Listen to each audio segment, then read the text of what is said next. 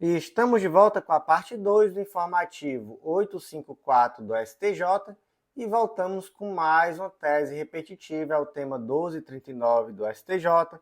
Foi inserido na Constituição Federal, destaque da seguinte forma: não incide a contribuição ao PIS e à COFINS sobre as receitas advindas da prestação de serviço e da venda de mercadorias nacionais e nacionalizadas a pessoas físicas e jurídicas no âmbito da Zona Franca de Manaus.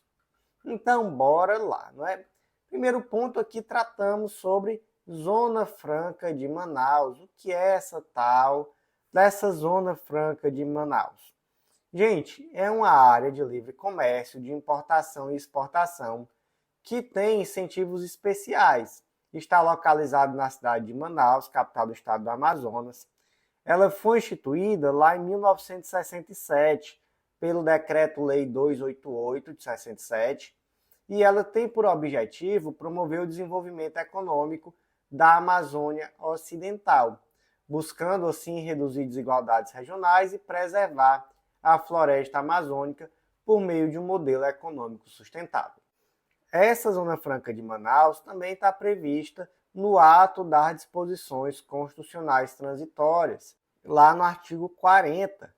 E vez por outra nós vemos grandes debates, não é? Tem quem diga que é uma coisa boa, tem quem fale mal da Zona Franca de Manaus, enfim. Mas o fato é que ela existe, ela está posta e ela é uma área de livre comércio. E aí o que eu quero que vocês tenham em mente? Aquele produto que sai da Zona Franca de Manaus ou que vai para a Zona Franca de Manaus, você vai pensar nele como se fosse um produto importado ou exportado. E aí qual é o efeito prático disso? Que esse produto não vai pagar alguns tributos. Basta você pensar que se o Brasil quer exportar, ele tem que fazer com que esse produto brasileiro seja competitivo. Então, como é que ele faz? Ele não tributa. Ele deixa de aplicar uma série de tributos e dessa forma o valor final acaba sendo mais baixo e esse produto vai para o estrangeiro de uma forma mais competitiva, não é? Da mesma forma, ocorre com a Zona Franca de Manaus. Você acaba retirando algumas tributações. Por exemplo, PIS e COFINS. PIS e COFINS não vai incidir sobre a receita advinda de prestação de serviço e de venda de mercadoria nacional ou nacionalizada na Zona Franca de Manaus. Então, gente, da mesma forma que não incide PIS e COFINS em exportação, também não vai incidir naqueles produtos oriundos da Zona Franca de Manaus. Beleza? Então, tese repetitiva, tema 1239 do STJ, não incide a contribuição ao PIS e à COFINS sobre as receitas advindas da prestação de serviço e de venda de mercadorias nacionais e nacionalizadas a pessoas físicas e jurídicas no âmbito da Zona Franca de Manaus. Seguindo em frente, próximo julgado, foi inserido na Lei de Execução Fiscal, Lei número 6830 de 80, e temos mais um tema repetitivo. É o tema 1248 do STJ, que ficou da seguinte forma: nas execuções fiscais fundadas em uma única certidão de dívida ativa, composta por débitos de exercícios diferentes do mesmo tributo, a determinação da alçada prevista no artigo 34, caput, e parágrafo 1º da Lei 6830 de 80, deverá considerar o total da dívida constante no título executivo. Então, olha só. Nós temos, lá na Lei de Execução Fiscal, Lei número 6830, que das sentenças de primeira instância proferidas em execuções de valor igual ou inferior a 50 obrigações reajustáveis do Tesouro Nacional, só serão admitidos embargos infringentes e de declaração. Aí, parágrafo 1º, para efeito desse artigo, considera-se o valor da dívida monetariamente atualizado e acrescido de multa e juros de mora e de demais encargos legais na data da distribuição. Então, é isso que é a tal da alçada, não é? São as 50 obrigações reajustáveis do Tesouro Nacional. A quanto é que equivale isso, hein? Gente, originalmente, lá em dezembro de 2000, esse valor equivalia a mais ou menos R$ 328,27. A última atualização que eu encontrei aqui foi de 2022, equivalia a R$ 1.324,54. E aí, basicamente, uma execução fiscal de um valor bem baixinho, de um valor que está dentro dessa alçada, nessa execução não caberá recursos, com exceção dos embargos infringentes e de declaração, beleza? Belezinha. Aí imagina assim, imagina uma execução fiscal em face de um determinado contribuinte por débito de IPTU de 2018, 2019 e 2020. E aí, somando tudo, dava R$ 3.500. O que o município fez? Emitiu a única CDA, certidão de dívida ativa, no valor total de R$ 3.500. E aí, propôs a execução fiscal, mas acontece que o processo foi extinto sem resolução de mérito. E aí o município interpõe uma apelação. O que o juiz fala? Fala que, como o valor de cada débito é inferior ao da alçada, não seria possível aqui a apresentação de apelação, só caberia embargos de declaração e embargos infringentes. E o município se defende dizendo que, na verdade, a alçada deve levar em consideração o valor total da CDA, e não tão somente o valor isolado de cada um dos débitos que o compõem. Quem tem razão é o município. Tá? Então, de fato, é possível sim agrupar essas dívidas em uma única CDA e cobrar. E nesse caso, o valor da alçada vai considerar o valor total, beleza? Então, como é que ficou o tema repetitivo 1248?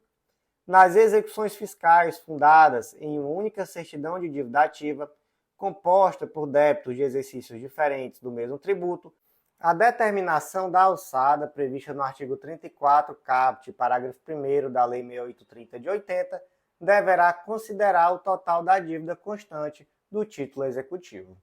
Gente, eu vou fazer aquele jabá bem rápido, tá? Acesse legislaçãointegrada.com.br e vem fazer parte do Clube da Lei. Nosso clube de membros que dá acesso a todos os materiais de lei seca e jurisprudência do Legislação Integrada e a mais de 100 planos de leitura.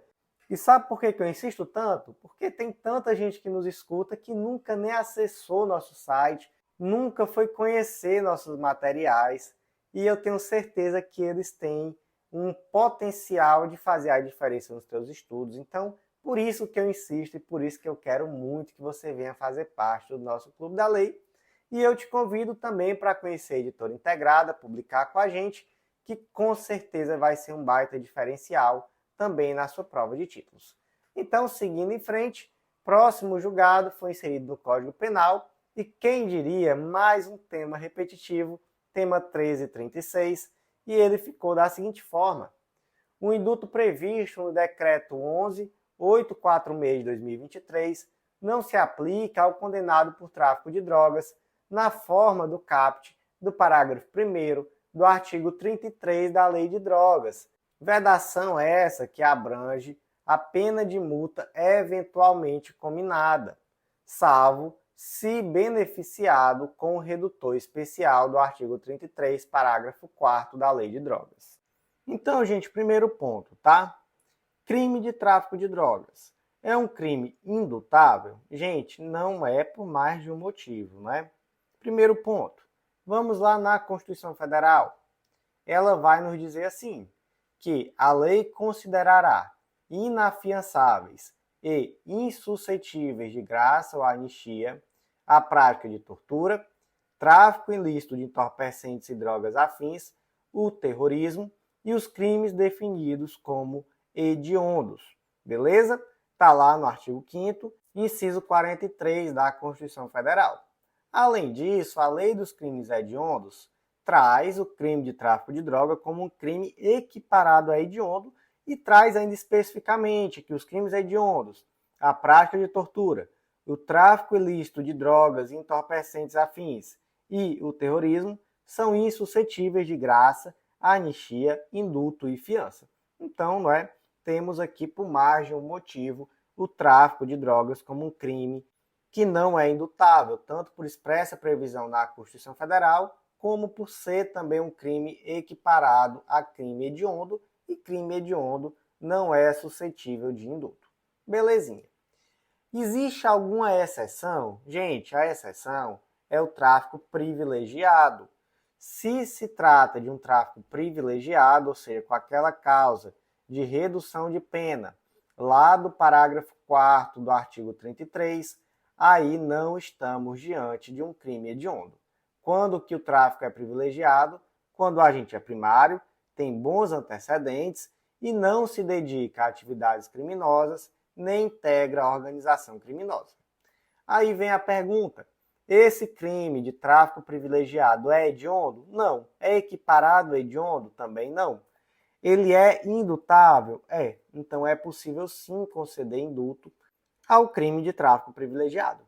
Aí vamos agora entrar mais especificamente lá no indulto de 2023, decreto número 11.846 de 2023. Ele trouxe de forma expressa que não se aplica o indulto ao condenado por tráfico de drogas, tanto na modalidade do CAPT, quanto nas modalidades equiparadas, que estão lá no artigo 33, parágrafo 1º da Lei de Drogas. E aí qual foi o debate? Foi se seria possível essa pessoa que cometeu esse crime do artigo 33, parágrafo 1º, ser beneficiado pelo indulto, pelo menos em relação à pena de multa eventualmente combinada. Então a pessoa foi condenada, por exemplo, a uma pena, conforme está lá na lei, de reclusão de 5 a 15 anos e ao pagamento de 500 a 1.500 dias multa. Aí o Zezinho, que foi condenado, diz assim: certo, eu sei que eu não vou ser indultado em relação à minha reclusão, mas a pena de multa, rola aí essa colher de chá? Resposta: de forma alguma, não mesmo. Então não é possível de forma alguma esse indulto, beleza? Quando que é possível? Se for o tráfico privilegiado, tráfico de drogas na forma do CAPT ou na forma equiparada do parágrafo 1º, de forma alguma. Então como é que ficou o tema 1336 do STJ? O indulto previsto no decreto 11.846 de 2023 não se aplica ao condenado por tráfico de drogas na forma do parágrafo 1º do artigo 33 da Lei de Drogas, vedação essa que abrange a pena de multa eventualmente combinada, salvo se beneficiado com o redutor especial do artigo 33, parágrafo 4º da Lei de Drogas, ou seja, salvo se tratar de tráfico privilegiado. Seguindo em frente, qual vai ser a palavra da sorte de hoje? O que é que vocês acham de diário oficial? Eu não sei se eu já falei alguma vez essa palavra da sorte, posso já estar repetindo, mas é onde todo mundo quer ver seu nome, né?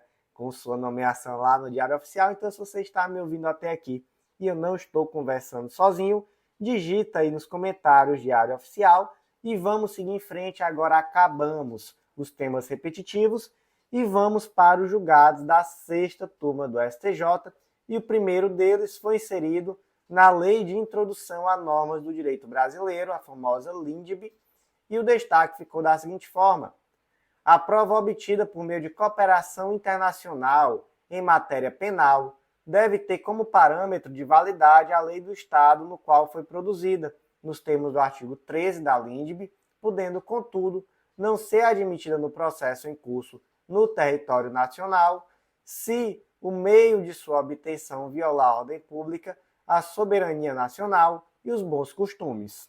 Qual é o dispositivo legal aqui que vai ser a base desse julgado? É o artigo 13 da LINDB.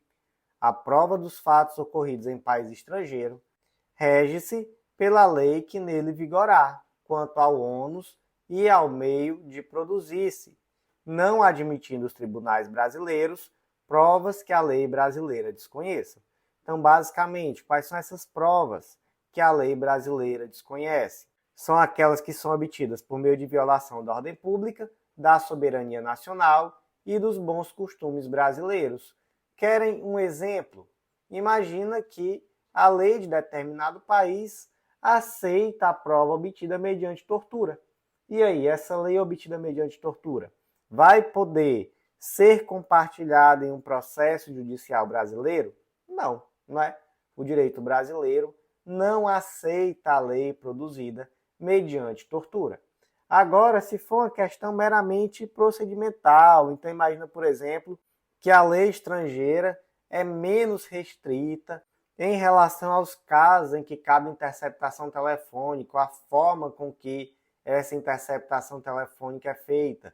Mesmo assim, o conteúdo dessa interceptação vai poder ser compartilhado em um processo judicial brasileiro? Com certeza, não é? Porque aí não temos nenhum tipo de violação da ordem pública ou da soberania, não há nenhuma norma fundamental, é tão somente aí uma questão procedimental. E qual foi o caso concreto? No caso concreto, a justiça francesa determinou a interceptação de dados de um aplicativo chamado Sky SCC, que é um aplicativo de comunicação criptografada e que tem ali algumas seguranças adicionais. E o fato é que houve a determinação de que esse conteúdo fosse acessado e, posteriormente, essas provas foram compartilhadas em um processo judicial brasileiro. Isso via cooperação internacional. E aí o ponto-chave é entender que nós não podemos utilizar a legislação brasileira para afastar a aplicação dessa prova que foi produzida na França, não é? Ou melhor, nós não podemos querer que a prova produzida na França tenha seguido o mesmo rito que é exigido no Brasil, não é? Basta que essa prova tenha seguido a formalidade exigida na lei francesa. E aí, essa prova chegando via cooperação internacional, ou seja, por meios formais, há uma presunção de legalidade. Essa presunção pode ser derrubada? Claro que pode, mas aí cabe à pessoa demonstrar de forma concreta que há uma ilegalidade nessa prova que foi produzida. Já que só resta isso no caso, né? Já que realmente não se trata de uma prova que viole ordem pública, soberania ou bons costumes brasileiros. Então, realmente, vai valer aqui a regra, não é? E tão somente se fosse possível demonstrar efetivamente a ilegalidade, conforme a lei francesa, não é? Local de obtenção da prova, é que se poderia afastar essa legalidade. Beleza? Então, como é que ficou o destaque? A prova obtida por meio de cooperação internacional em matéria penal deve ter como parâmetro de validade a lei do Estado em que foi produzida, nos termos do artigo 13 da LINDB, podendo, contudo, não ser admitido no processo em curso no território nacional se o meio de sua obtenção violar a ordem pública, a soberania nacional e os bons costumes brasileiros. Seguindo em frente, o último julgado de hoje foi inserido no Código de Processo Penal destaque da seguinte forma: eventual ilegalidade na execução da revista íntima incidental. A busca domiciliar não acarreta, por derivação, a nulidade das provas apreendidas na busca realizada na residência. Então, primeiro ponto, tá? Tratamos aqui de busca domiciliar. É possível realizar uma busca pessoal no meio da busca domiciliar? Então, imagina que há uma ordem judicial de busca domiciliar, a polícia adentra na residência, mas resolve também fazer uma busca pessoal em um dos moradores. Isso é possível? Plenamente possível. Inclusive está previsto de forma expressa no Código de Processo Penal, onde, artigo 244, a busca pessoal independerá de mandado, no caso de prisão, ou quando houver fundada suspeita de que a pessoa esteja na posse de arma proibida ou de objetos ou papéis que constituam o corpo de delito, ou quando a medida for determinada no curso de busca domiciliar. Então temos, não é, essa possibilidade, sim, de busca pessoal, inclusive no curso da busca domiciliar. No caso concreto, foi uma simples busca pessoal? Foi não. Foi uma revista íntima. E, gente, revista íntima não cabe nem para entrar em presídio. Imagina dentro da sua própria casa. Então, realmente, a prova obtida nessa revista íntima em meio à busca domiciliar é uma prova ilegal. Ok, agora vem a pergunta final. A ilegalidade dessa prova obtida na revista íntima tem o condão de tornar ilegal todas as provas que foram obtidas na busca domiciliar? Aí não é? Por quê? Porque nós temos provas de origem independente. Quando que haveria essa nulidade por derivação, também chamada de teoria dos frutos da árvore envenenada? quando houvesse de fato uma derivação, né? O nome é bem sugestivo. Então, somente quando essa prova que foi obtida posteriormente depende da primeira prova ilegal. Quer um exemplo? Imagina que na revista íntima foi encontrada a chave de um cofre. E aí, dentro do cofre, foi encontrado o produto do crime. Aí nós temos, sim, uma prova ilícita por derivação, não é? Sem a revista íntima, não se encontraria a chave do cofre, não se abriria o cofre e não se encontraria o objeto do crime. Então, tudo nulo nesse caso. Agora, se são provas independentes, não é realmente a nulidade de uma, não impacta na outra. Então, como é que ficou o último destaque de hoje? Eventual ilegalidade na execução da revista íntima incidental à busca domiciliar não acarreta, por derivação, a nulidade das provas apreendidas na busca realizada na residência. E, gente, por hoje foi isso. Eu agradeço muito a você que ouviu até o final. Então já aproveita, escreve a palavra da sorte para eu saber que você me ouviu até aqui. Curte, compartilha na sua rede social preferida e nos marca. E nos avalia também com 5 estrelas no Spotify. Tudo isso fortalece demais esse projeto e eu lhe serei eternamente grata. Então, por hoje foi isso. Eu agradeço muito a você que ouviu até o final e até a próxima.